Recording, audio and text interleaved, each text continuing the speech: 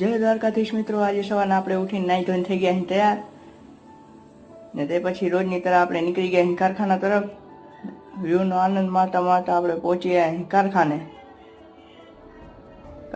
પહોંચીને આજ તો બધાને મળવાની હતી પગાર, એના માટે પાઠ્યો કે મને પગાર વધારે છે. આ ફેર મારો ઓવર ટાઈમ ઘણો નાચવા માંડ્યો.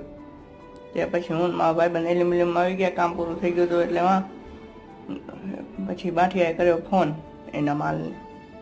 હું દાંત કાઢતો હતો કે તારા કન માલ હોય તો અમારે મળવું ના પડે.